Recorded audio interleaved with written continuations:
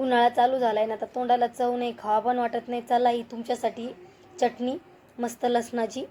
अगोदर काय केलं, लसण सोलून झाल्याच्यानंतर खलबत्त्यामध्ये आपल्याला व्यवस्थित ठेसून घ्यायचं आहे. आबडधोबड जास्तच नाही बारीक करायचा. तुम्हाला किती बनवायची त्याच्यानुसार तुम्ही चटणी बनवू शकता. आणि तिखट तुमच्याकडे जे अवेलेबल ते तुम्ही टाकू शकता. मी चटणी टाकली आणि थोडं मीठ टाकलं, परत मिक्स करून घेतलं आबडधोबड आणि पूर्ण आता ठेसून झाली आहे. आता आपल्याला तडका देऊन घेऊया. एक चम्मच घेतला, चम्मच ठेवला गॅसवरती. मस्त तेल गरम केलं, एक चम्मच तेल टाकलं त्याच्यामध्ये. तेल गरम झाल्यावर जिरे टाकले, जिरे मस्त तळून घ्यायचेत आणि ती तडका त्याच्यामध्ये सोडायचा आहे. मस्त मिक्स करून घ्यायचे. तुम्ही ज्वारीच्या भाकरीसोबत खाऊ शकता, चपातीसोबत खाऊ शकता, पण खूप टेस्टी बनलेली. तुम्ही नक्की अशी ट्राय करा. मी तर ज्वारीची भाकरीसोबतच खाणार. ज्वारीची भाकर बनवली, ती चटणी म्हणसान तर एक नंबर बनलेली. तुम्ही नक्की एकदा ट्राय करा आणि नक्की मला कमेंट करून सांगा